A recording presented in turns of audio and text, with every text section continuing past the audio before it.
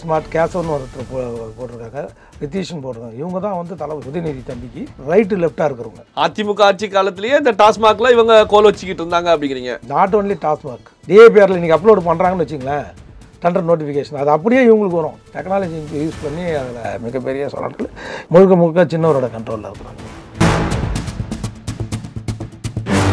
டாஸ்மாக்ல வந்து மீண்டும் ED ride நடைபெறுகிறது. அமைச்சர் முத்துசாமி அவர்களுக்கும் ஒரு நெருக்கடி அப்படின்னு எடுத்துக்கலாம். அஃபிஷியலாக கையெழுத்து போடுற இடத்துல வேணால் ஆனால் முத்துசாமி இருக்கிறத தவிர மொத்த கலெக்ஷன் கமிஷன் எல்லாத்தையும் பார்க்குறவர் இன்றைக்கும் செந்தில் பாலாஜி.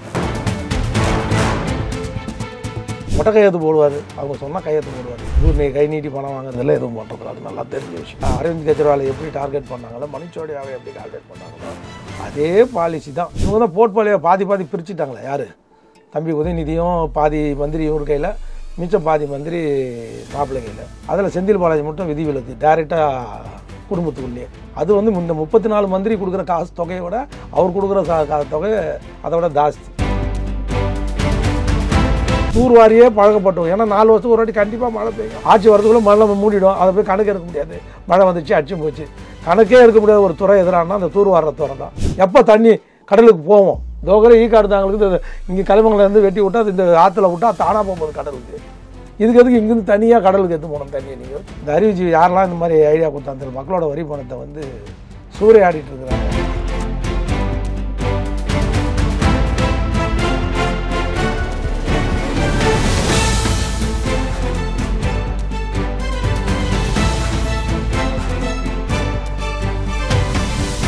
ரியல் ஒன் நண்பர்கள் உறவுகளுக்கு வணக்கம். தொடர்ச்சியாக பல்வேறு முக்கியமான தகவல்களை நம்முடைய உறவுகளுடன் பகிர்ந்து வரும் அதிமுகவுடைய முன்னாள் நிர்வாகி ஆவின் வைத்தியநாதன் அவர்கள் நம்முடைய இருக்கிறார். வணக்கம் சார். வணக்கங்க.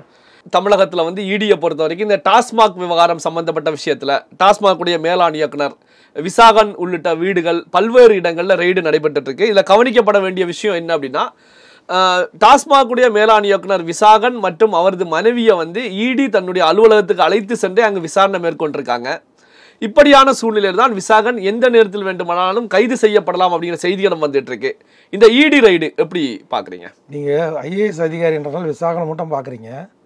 நாங்கள் அரசியல்வாதின்றதுனால அதை விட ஸ்மார்ட் கேசவன் ஒருத்தர் போட்டிருக்காங்க, ரித்தீஷன் போட்டிருக்காங்க. இவங்க தான் வந்து தளபதியோட மகன் உதயநிதி தம்பிக்கு ரைட்டு லெஃப்டாக இருக்கிறவங்க. உங்களுக்கு ஐஏஎஸ் விசாகன் மட்டும் தான் ஹைலைட்டில் தெரிகிறாரு. இவங்களும் அவங்களுடைய ரைடோட கட்டுப்பாட்டில் அவங்க கட்டு தான் இருக்காங்க. இவங்க தான் முக்கியமாக எல்லா தகவலும். ஏன்னா இவங்க இங்கே மட்டும் இல்லை, அதுக்கு முன்னாடியே வேலுமணிக்கிட்ட ரொம்ப க்ளோஸாக இருந்தவங்க அதிமுக ஆட்சி காலத்திலேயே. இந்த ரித்தீஷும் ஸ்மார்ட்டும் அதிமுக ஆட்சி காலத்திலேயே இந்த டாஸ்மாக்ல இவங்க கோல் வச்சுக்கிட்டு இருந்தாங்க அப்படிங்கிறீங்க. நாட் ஒன்லி டாஸ்மாக், டிஏபிஆரில் இன்றைக்கி அப்லோட் பண்ணுறாங்கன்னு வச்சிங்களேன், டெண்டர் நோட்டிஃபிகேஷன் அது அப்படியே இவங்களுக்கு வரும். இவங்க டிஏபி அப்படி ஒரு சாஃப்ட்வேரை க்ரியேட் பண்ணி வச்சுருக்காங்க.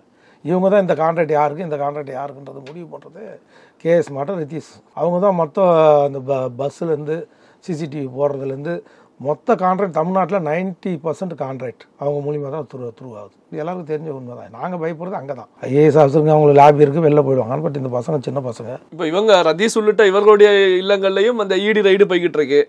அப்போ வந்து பார்த்தீங்கன்னா இது திமுகவுக்கு ஒரு அதிர்ச்சியை பெரிய அளவில் கொடுத்துருக்கோம் இல்லையா? ஏன்னா வந்து டெண்டர்கள் எல்லாமே எடுக்கக்கூடியவங்க 95% டெண்டர் எல்லாமே எடுக்கிறாங்க. அப்படின்னா திமுக ஆட்சியில் பல்வேறு துறைகளில் விடப்பட்ட டெண்டர் விவகாரத்தை தான் இடி டார்கெட் பண்ணி ரைடில் ஈடுபடுறாங்க அப்படின்னு எடுத்துக்கலாம். அவங்களுக்கும் டாஸ்மாக்குக்கும் சம்மந்தம் கிடையாது. இவங்களை பிடிச்சதுனால இவங்க டாஸ்மாக்கு எந்த சப்ளையும் பண்ணுறதில்லை. இவங்க கேட்டில் ஃபீடு, மாட்டு தீவனம், அப்புறம் மொத்த இது மணல், இப்படி இதில் இவங்களுக்கு இன்வால்மெண்ட்டு. இது நகராட்சி வேலுமணி இருக்கும்போது கார்பரேஷன் டெண்டர்ஸு, ஸ்மார்ட் சிட்டி, இவங்க ஸ்மார்ட் ஹைடெக் கம்ப்யூட்டர்ஸில் என்னென்ன இருக்கோ டெக்னாலஜி லேட்டஸ்ட் அது மூலியமாக பண்ணுறவங்க எல்லாம் டெக்னாலஜி யூஸ் பண்ணி அதில் மிகப்பெரிய சொல்லாட்கள் முழுக்க சின்னவரோட கண்ட்ரோலில் இருக்கிறாங்க. டாஸ்மாகை பொறுத்த வரைக்கும் செந்தில் பாலாஜி டைரெக்டாக சின்ன ஒரு கண்ட்ரோல் கூட கிடையாது, Sabareesan sir control, direct control அவர் கிச்சன் கேபினட் வரைக்கும் வச்சுருந்தார். அதனால் அவங்கனால இது ஹிட் ஆகாது. ஹிட் ஆனால் மற்ற கான்ட்ராக்டர்ஸ்னால சின்னவருக்கு தமிழ்நாட்டில் இன்றைக்கி எந்த வித மோனோபொலி கான்ட்ராக்ட் எதுவும் வந்தாலும் ஸ்மார்ட் அதான் டிஐபிஆரில் என்ன இன்றைக்கி அப்லோட் ஆகுதோ ஆகிறதுக்கு முன்னாடி இவங்களுக்கு வந்துடும். இத்தனை கோடி இன்றைக்கி தமிழ்நாடு கெசட்டில் வருது டெண்டர்னால் அது இவங்க ஆஃபீஸ்க்கே வரும். இவங்க அறிவாளி ஏற்ற மாதிரி ஆஃபீஸ் வச்சுருக்காங்க. இப்போ பார்த்தீங்கன்னா மதுவிலக்குத்துறை அமைச்சராக முத்துசாமி அவர்கள் இருக்காங்க. இதற்கு முந்தைய நிலையில் செந்தில் பாலாஜி இருந்தாங்க. ஸோ இப்போ டாஸ்மாகில் வந்து மீண்டும் ஈடி ரைடு நடைபெறுகிறது. அமைச்சர் முத்துசாமி அவர்களுக்கும் ஒரு நெருக்கடி அப்படின்னு எடுத்துக்கலாமா? அப்படி எடுத்துக்க முடியாது. ஏன்னா இவர் வந்து மறைமுகமாக பினாமியாக பாலாஜி தான் அதை நடத்திட்டு இருக்காரு. அஃபிஷியலாக கையெழுத்து போடுற இடத்துல வேணால் ஆனால் முத்துசாமி இருக்காரு தவிர மொத்த கலெக்ஷன் கமிஷன் எல்லாத்தையும் பார்க்குறவர் இன்றைக்கும் செந்தில் பாலாஜி தான். அமைச்சர் பதவி இல்லைன்னாலும் ஒரு அமைச்சர் போல தான் அவர் செயல்பட்டு இருக்காரு. ஆமாம், இபிஎம் அதே மாதிரி தான். அண்ணன் சிவசங்கர் அண்ணன் பார்க்கறது இல்லை, அவர் டிரான்ஸ்போர்ட் மட்டும் முழுமையாக பார்க்குறாரு. இபிஎம் அண்ணன் சிவசங்கர் அண்ணன் கண்ட்ரோலில் இல்லை, எல்லாமே முழுக்க முழுக்க குடுக்கல் வாங்கல் எல்லாத்தையும் டீல் பண்ணுறது ஏற்கனவே இருந்த செந்தில் பாலாஜி தான். அதனால தான் திரும்ப முத்துசாமி அண்ணன் மேலே ஒன்றா இருக்குது, அதில் ஒன்று இருக்குது. மொட்டை கையெழுத்து போடுவார், அவங்க சொன்னால் கையெழுத்து போடுவார். இவர் நீ கை நீட்டி பணம் வாங்குறதில்ல, எதுவும் பண்ணுறதில்ல, அது நல்லா தெரிஞ்ச விஷயம். அது பதவி விலகத்து சுப்ரீம் கோர்ட்டு கொடுத்த கெடு காலத்துக்குள்ளே அந்த புதுசாக அது பேர் என்ன சொன்னால் பெண்டுன்னு சொல்லுவது, புது பிராண்டு ஒரு 4-5 பிராண்டை கொடுத்துட்டு போகணுன்னு வேக வேகமாக ட்ரை பண்ணார் யார் பாலாஜி. பட் அன்றைக்கி இருந்த ஹோம் செக்ரட்டரி முடியவே முடியாதுன்னு தடுத்ததுனால நான் வேணால் லீவில் போகிறேன், நீங்கள் வேறு யாருன்னா வச்சு கையெழுத்து வாங்கிக்கிங்க, இவ்வளோ இடி எங்களை வந்து டார்கெட் பண்ணுறான், நீங்கள் இந்த நிலைமையில் இருக்கிற கொள்கை முடிவிலே சாராயத்தை படிப்படியாக குறைக்கணும்னு தான் தளபதினு சொல்கிறாரு. இந்த தந்த புது பிராண்டு வேறு நீங்கள் குடிக்கிறதுக்கு இன்னும் ஊக்குவிக்கிற மாதிரி ஆகிடும் அப்படின்னு ஹோம் செக்ரட்டரி ஃபைலில் எழுதியிருக்காரு சொல்கிறாங்க. அதெல்லாம் நினைவு போச்சு. இல்லைனா சுப்ரீம் கோர்ட்டு கெடு வச்சு கூட்டு வச்சு அமலாக்கத்துறை மேற்பார்வையில் நடக்கும்போது எவ்வளோ தைரியமாக புது பிராண்டை மதுபான ஆலைக்கு ஆதரவாக பணத்தை வாங்கி செயல்பட்டுருக்காருன்றது செந்தில் பாலாஜி வெட்ட வெளிச்சம் அந்த ஃபைலை எடுத்து பார்த்தாவே தெரிஞ்சிடும். அந்த ஃபைல் நேரம் ஹோம் செக்ரட்டரி கையில் போயிருக்கும். ஏன்னா போர்டு அப்ரூவல் கொடுக்கணும், டாஸ்மாக் போர்டு அப்ரூவல் கொடுக்கணும். அங்கே நின்று போச்சு அது.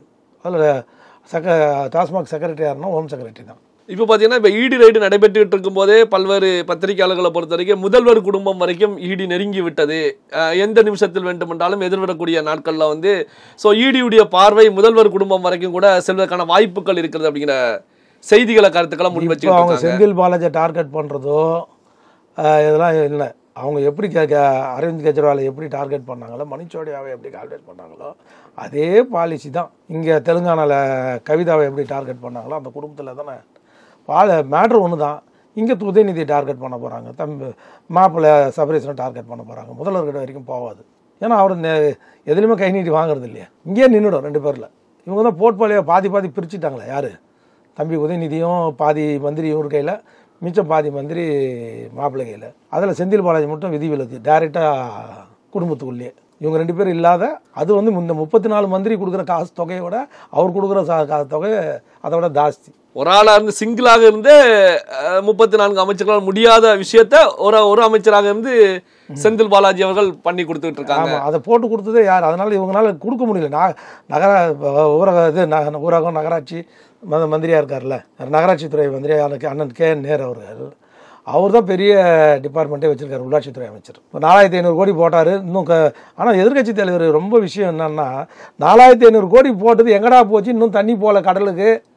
எப்போ கடலும் 85% சொல்லிட்டு இருக்கிறாங்க, பூர்த்தி ஆயிடுச்சுன்னு சொல்கிறாங்க. இன்னும் ஆட்சியே முடியும் தருவாய்க்கு வந்துருச்சு, கடைசி ஆண்டுக்கு வந்துருச்சு.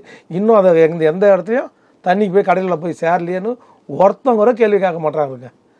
எடப்பாடி பழனிசாமி இதை எதிர்த்து வாயே திறக்கிறதுக்கு தயங்குறாருங்க. அண்ணாமலையும் இதை பற்றி நேரு பற்றி பேச மாட்டாருங்க, நேரு இலாக்கானா பேச மாட்டாருங்க. அந்த மர்மம் என்னன்னு தான் எங்களுக்கு புரியல. ஆனால் KN நேரு அவர்களுடைய இதுலேயே ரைடு நடைபெற்றது தானே, ரைடு ஏற்கனவே ரைடு நடைபெற்றது சார். பொது வழியில் நீ போட்ட 4500 கோடி மக்கள் வரி பணத்தை எடுத்து போய் கொள்ளை அடித்து எடுத்து போய் போட்டிங்களா, அதுக்கு ஏன் இன்னும் தண்ணி போகல? 3 வருஷமாக 85% முடிஞ்சிச்சு, 85% முடிஞ்சிச்சு. திரும்ப அதே மோட்டரை வச்சு பம்ப் பண்ணி தான் நீங்கள் தண்ணியை இது பண்ணுறீங்களே தவிர, அதுவாக காஞ்சா உண்டே தவிர நீங்கள் போட்ட அந்த பாதாள சாக்கடை எங்கே போச்சு?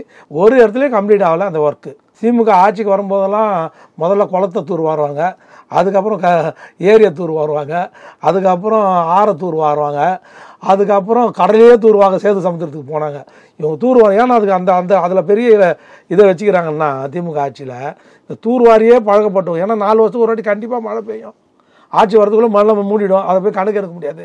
மழை வந்துச்சு அடிச்சு போச்சு, கணக்கே எடுக்க முடியாத ஒரு துறை எதிரானா அந்த தூர்வார துறை தான். அது நல்லா தெரியும், கலைஞர் காலத்துலேருந்து அது நல்லா தெரியும் அவங்களுக்கு அந்த தூர்வாரது.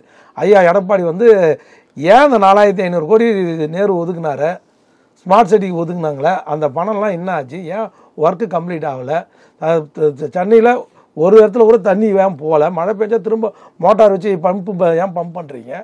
தண்ணி போகிறதுக்கு தான் நம்ம நல்லாயிரத்து இதே பம்ப் பண்ணுறதுக்கு அதுக்கு நம்ம இந்த 4500 கோடி இன்வெஸ்ட் பண்ணியிருக்க தேவையில்லையே. மக்களோட வரி பணத்தை கொடுத்துட்டு இந்த அப்புறம் வரி சொத்து வரி அந்த வரி எல்லா வரியும் ஏற்ற வேண்டிய வேலை, குடிநீர் வரலாம் ஏற்ற வேண்டிய வெறி பிடிச்ச செயல் எதுக்கு செய்கிறீங்க? இதை பற்றி எடப்பாடி தானே பண்ணணும். தளபதி ஸ்டாலின் இது சொக்கா கட்சின்னு வந்து எதிர்கட்சியாக செயல்பட்டார்ல, நீங்கள் ஏன் கேட்க மாட்டீங்க? ஏன் இதுக்கோசம் இந்த குடிநீருக்கோசம் இந்த மழைநீர் குடிநீர் போட்டிங்களா என்ன ஆச்சுன்னு கேட்டு ஏன் அதுக்கு ஒரு ஆர்ப்பாட்டம் பண்ண மாட்டீங்க? ஒவ்வொரு தொகுதியிலும் பண்ணலாம் இல்லையா? நான் ஆட்சியே முடிய போது இன்னும் நீங்கள் அதுக்கான இன்னும் 85% விழுக்காடு 85% விழுக்காடுன்னு சொல்லி நிற்கிறீங்க. ஏன் இந்த தயக்கம்? அதாவது பத்திரிகைக்காரங்க சொல்ல மாட்டாங்க, மீடியாக்காரங்க திமுக எதிர்த்து அரசியல் பேச மாட்டாங்க, நெகட்டிவ் பப்ளிசிட்டி பண்ண மாட்டாங்க, நெகட்டிவ் நியூஸ் போட மாட்டாங்க. ஆனால் ஒரு எதிர்கட்சி தலைவர் ஐயா எடப்பாடி அவர்கள் ஏன் சட்டமன்றத்திலும் இதை பற்றி பேசலை? இந்த 4500 கோடி என்ன ஆச்சுன்னு நேருவோட மானிய கோரிக்கை வரும்போது வாயே திறக்க மாட்டாரு. ஏன் திறக்க மாட்டாரு? எப்போ தண்ணி கடலுக்கு போவோம்? தோகரை ஈக்காடுதாங்களுக்கு இங்கே கலைமங்கலேருந்து வெட்டி விட்டா இந்த ஆற்றுல விட்டா தானாக போகுது கடலுக்கு. இதுக்கு எதுக்கு இங்கேருந்து தனியாக கடலுக்கு எடுத்து போகணும் தண்ணியை? நீங்கள் யோசிச்சு பாருங்களேன். கூவாத்துல விட்டா போகுது, நியர்பை கூவாத்து அங்கங்கே இருக்கும், அங்கங்கே மழை நீர் தானே விடலாம்ல. இதுக்குன்னு சிமெண்ட் போட்டு தனியாக விடணுமா? தனியாக இந்த அறிவுஜீவி யாரெல்லாம் இந்த மாதிரி ஐடியா கொடுத்தாங்க? மக்களோட வரி பணத்தை வந்து சூறையாடிட்டு இருக்கிறாங்க. கேட்டால் ஃபண்டு இல்லை, மத்திய அரசு தரல, மத்திய அரசு இந்த பணத்தெல்லாம் நீ ஏன் இது பண்ண வேண்டியதானே? இந்த வேலையை யார் தடுத்ததுங்களா? இது வரைக்கும் இந்த சட்டமன்ற கூட்டத்தொடரில் ஒரு வார்த்தை கூட இதை பற்றி அண்ணன் எடப்பாடியார் வந்து பதிவு பண்ணல. இவர் தானே அப்போ கடந்த கால பொதுப்பணித்துறை அமைச்சர். இந்த கேள்வி இவர் தானே கேட்கணும். இல்லை நகராட்சித்துறை அமைச்சரை வச்சு அது கேட்கணும். உள்ளாட்சித்துறை வேலுமணியார் வாய் தந்து கேட்டாரா? கேட்க மாட்டார். ஏன்னா கான்ட்ராக்ட் எடுத்துக்கிறதே அதே ஆளுங்க தானே எடுக்கிறாங்க. இவங்க ஏடிஎம்கேல இவங்க சம்பந்திங்க தானே கான்ட்ராக்டே எடுக்கிறாங்க. இதுக்கெல்லாம் திமுக புதுசாக ஒரு ஆளை தேடி கொடுக்கலையே, அதே ஆளுக்கு தானே கொடுக்குது. பல்வேறு முக்கியமான தகவல்களை நம்முடைய உறவுகளுடன் பகிர்ந்து கொண்டதற்கு நன்றி சார். நன்றி, வணக்கங்க.